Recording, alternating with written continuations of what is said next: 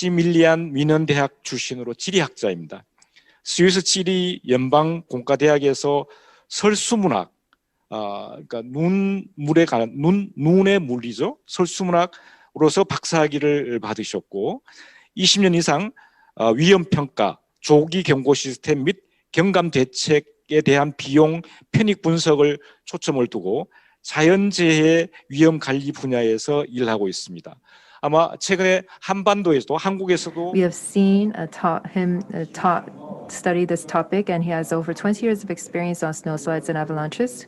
In Korea, we have also seen a very long monsoon season and typhoons and storms. We hope that through Dr. Bruendl's presentation that we would also learn much insight from how to better engage in risk management and risk mitigation measures.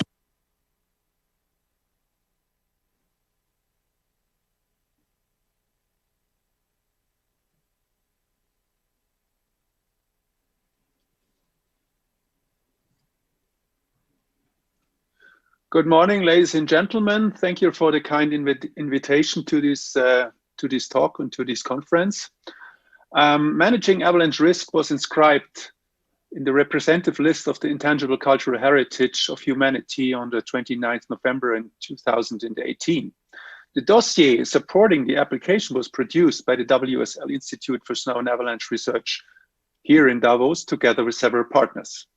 Although intangible for mountainous countries such as Switzerland, where it has long been a substantial element of the national identity, managing avalanche risk is a matter of existential importance.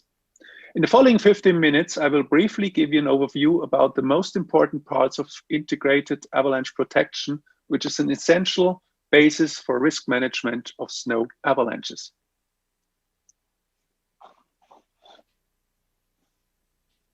If we talk of avalanches, which is a mass of snow coming down a hill, we can distinguish between several types of avalanches. On the one side, we have slab snow avalanches, which are typical with a fracture line. And slab snow avalanches release because there's a weak layer within the snowpack. And this is not stable enough to withstand the shear forces exerted on a snowpack, for example, by additional load of a skier or of additional new snowfall. On the other side, we have point snow avalanches, which release, as you can see in the right picture, at one point. And these are typical, more smaller avalanches, which are not that dangerous, although the masses can be considerably large as well.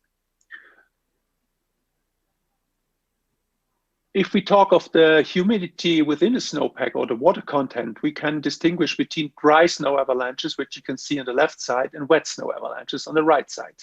Dry snow avalanches can develop to a powder snow avalanche, traveling over a large distance and over terrain terraces, for example.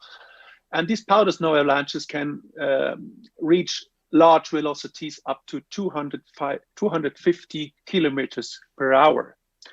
And therefore, they are very dangerous. They can also, as well as other avalanches, destroy houses and can put large forces onto obstacles. Dealing with avalanche danger has a long history and was put into place in several countries, in several centuries in Alpine countries. But it was Johann Coaz, an engineer, who systematically started to establish avalanche protection, for example, by these stone terraces, as you can see on the upper two pictures. These stone terraces have the goal to prevent that the snow can slide down, as it is indicated in the sketch at the lower right picture. Sorry. These stone terraces can be effectful if the snow height is not too high, but if the stone terraces are fully covered with snow, avalanches can release on top of them.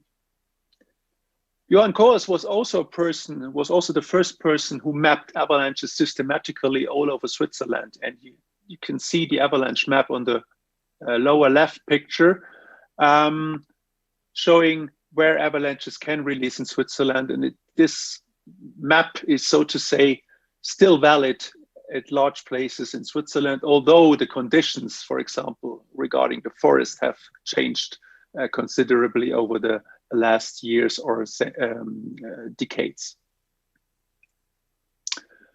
The modern approach dealing with avalanche risk and also with other types of natural hazards can be depicted with a cycle on the integrated risk management, where you have a prevention phase or a preparedness phase where you prepare for an avalanche or for a natural hazard event. You have the response phase where you make the intervention, and you have a recovery phase at the end or after the event. Today, I will talk about two parts of this integrated risk management cycle. This is the prevention phase and also the preparation or the intervention phase. When we talk of avalanche protection, we have different mitigation strategy we can talk about. On the one side, we have permanent measures, which are permanently in place, and we have temporary measures, which are put in place when the avalanche danger is increased. On the other side, we have also active and passive mitigation strategies. Active measures are if they influence the course of the process, and the passive measures are those measures where you put those objects or persons which are a danger out of the endangered area. So the active and permanent measures are, for example, technical measures. I will briefly show what I talk about. Active temporary measures can be, for example, artificial avalanche release. Passive permanent measures on the upper right figures are spatial planning measures. And temporary passive measures are, for example, organizational measures, which could be evacuation of endangered people out of the zone or closure of road or other traffic infrastructure. Technical measures in regard of avalanches are the most important, or the most well-known measures are supporting structures. You can see them on the upper left figure. These supporting structures are nowadays made of steel, and they prevent the release of avalanches. Therefore, they are constructed in the release zones of avalanches. In the Alps, these are areas above 2,000 or 2,500 meters above sea level. On the upper right figure, you can see a deflection dam in the northern part of Iceland in Siglufjörður. These deflection dams are constructed in areas where it is not possible to construct these supporting structures because the release areas are too high or other circumstances speak against this solution. So the deflection dam work in the way that the avalanche which comes down is deflected from areas which are at danger. For example, here these houses you can see in Siglufjörður. Of course, this deflection dam has to be high enough in order that the avalanche can be deflected. So therefore, the mass of avalanches which are expected from the hill has to be taken into account. If it comes to traffic routes, on the lower left picture, you can see an avalanche shed.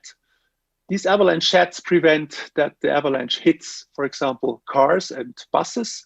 And therefore, it is possible that the road, in this example in Austria, can be used throughout the whole year, because the avalanche is flowing over the road, over the avalanche path, over the avalanche shed. But you can also directly protect buildings, for example. On the lower right picture, you can see a local avalanche protection measure in a small mountain house here in the area of Davos. The idea of this measure is that the avalanche is deflected from the house, or it can flow over the house and will not cause any damage or not severe damage on the house. You can see these type of measures in many mountain villages here in Switzerland and also in other Alpine countries. When it comes to biological measures, protection forest has a crucial function in avalanche protection. On the left picture, you can see such a protection forest protecting the small village of Andermatt in the central part of Switzerland. Forest prevents that a continuous weak layer can form within the snowpack, and the snow which falls down is caught by the branches in the trees, and therefore prevents the formation of a weak layer, and the trees also stabilize the snowpack within the forest. Forest can also can only grow up to an altitude of about 2,200 or 2,400, depending on the climatological situation. And therefore, in the upper part, these supporting structures, as you can see them also in the left pictures, are constructed. That means protection forest can only grow up to 2,000 meters, and in areas where the protection forest has been destroyed, afforestation is done to bring the forest up again. And you can see this on the right picture, and in many cases, this afforestation have to be supported by wooden supporting structures until the trees come to a size where they can overtake the protection function as a closed forest.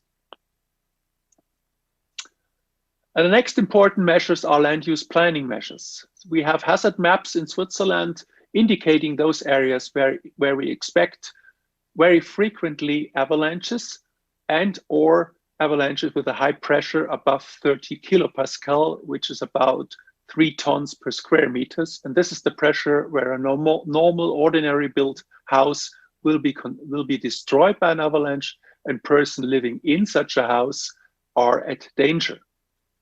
In the blue areas and in these red areas, building is forbidden. In the blue areas, building is allowed, but the buildings have to be reinforced to withstand the avalanche pressure, as I have shown you before in the small house with the wedge behind the building. In the yellow zone, the avalanche danger is low and there's only a residual risk to be expected. How such hazard maps are developed are written in guidelines. Unfortunately, they're only in German here, or French and Italian, not in English. And these guidelines are at the disposal of the persons planning such hazard maps, or doing these hazard maps. These hazard maps are not only in Switzerland, but they're also in other Alpine countries, and they're also elaborated for floods, rockfall, and landslides.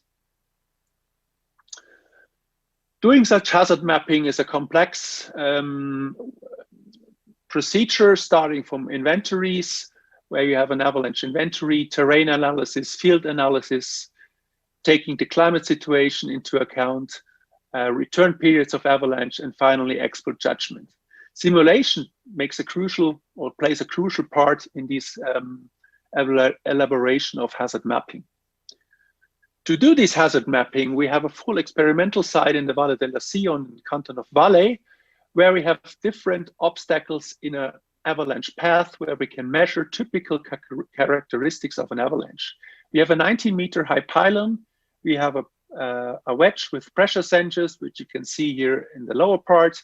And we have a pressure plate, 1 square meters, where we also measure the pressures of avalanches. And from the opposite side of the slope, we have a bunker, which can observe avalanches with cameras and also with a high resolution radar. With this high resolution radar, and I will start the video now, we are able to look into the powder cloud of an avalanche. You can see here on the upper left part of the picture, the avalanche is released artificially. And you can see here that the avalanche front is coming down, and you might see this blue line. On the right side, you can see here these pictures which are produced by these high resolution georadar. And what you can see here, we have different lines, the blue line and the green line, and the same on the right picture here. You can see we have different fronts within the avalanche.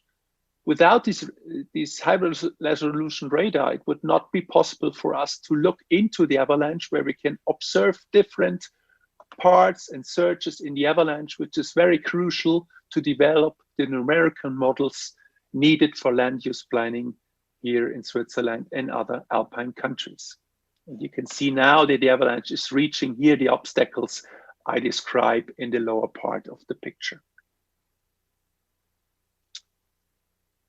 Another measure is artificial release of avalanches. In ski resorts, above roads, and in special situations, also above settlements, avalanches can be artificially released in order to prevent large catastrophic avalanches which might cause damages.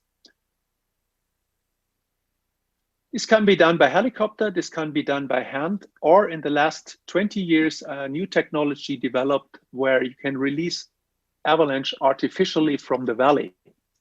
You have here such a system, and the explosives are stored in the upper part of this tower, and I'll show you the video now. And you see it's exploding above the avalanche, or above the snowpack, and therefore an additional force is put onto the snowpack, and this will release an avalanche. Very important, and as a basis for organizational measures, are the avalanche build-up. We have different sources of information like data from observers, snow profiles, automatic stations, weather reports, and feedback from the terrain. And these data are analyzed regarding the weather, the snowpack, and the terrain in order to make estimations or assumptions on the snowpack stability, on the distribution of avalanche-prone locations, and the size and type of avalanches.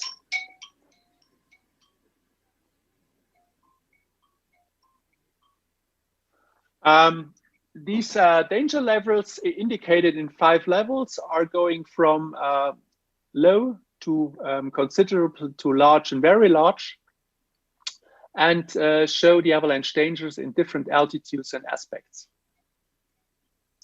What we can also do is alarm systems, like for example here the Avalanche Radar, which shows automatically, or which allows to automatically observe avalanches. If, for example, an avalanche is released from here, it's measured by the radar, and it's also coming further down, the road is automatically closed by a traffic light. So let me conclude with some take-home messages. Risk management of snow avalanches has a long tradition in Switzerland and Alpine countries. Avalanche risk management is an integrated approach consisting of technical, biological, organization measures, and land use planning. But what's very important is the collaboration and communication among all involved partners at all levels, which is the key for a successful integrated avalanche protection. Thank you very much for your attention.